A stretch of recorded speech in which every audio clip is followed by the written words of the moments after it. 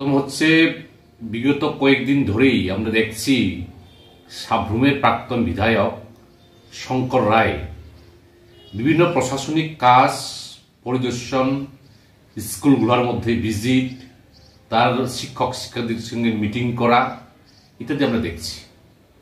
কিন্তু প্রশ্ন হচ্ছে, শঙ্কর রায় প্রশাসনের কোন পোস্টে আছেন, প্রশাসনের কোন পদে আছেন, কোন এখতিয়ারে, কোন পদের এখতিয়ারে উনি এইসব প্রশাসনিক কাজ করে থাকেন? আমাদের জানেন আপনারা, সাব্রুমের বিধায়ক হচ্ছেন বর্তমানে আমাদের রাজ্যের বিরোধী দল নেতা জিতেন চৌধুরী।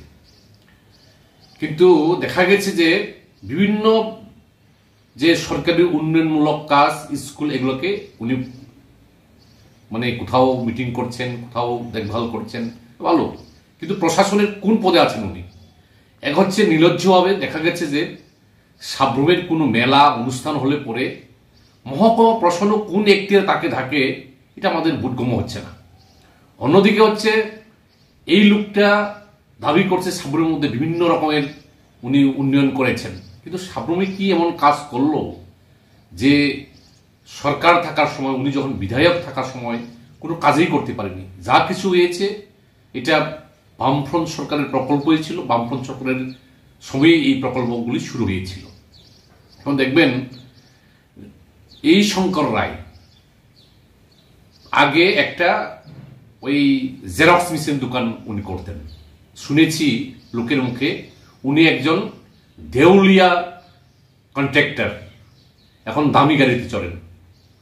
2-3 দিন হলে পরে নতুন নতুন বিলাসবহুল গাড়ি, নতুন নতুন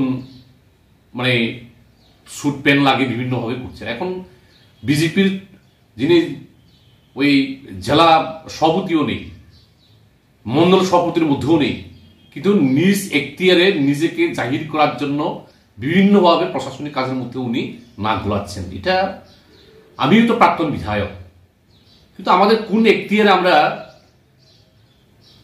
ওই প্রশাসনিক কাজ আমরা দেখভাল করতে পারি? হ্যাঁ, আমরা কোনো কোথাও দোষ হলে, ত্রুটি হলে পরে আমরা এটাকে সরকারের নজরে নিয়ে যেতে পারি, কিন্তু উনি প্রশাসনিক কাজের মধ্যে নাক গলাচ্ছেন, প্রশাসনিক ভাবে তদারকি করছেন।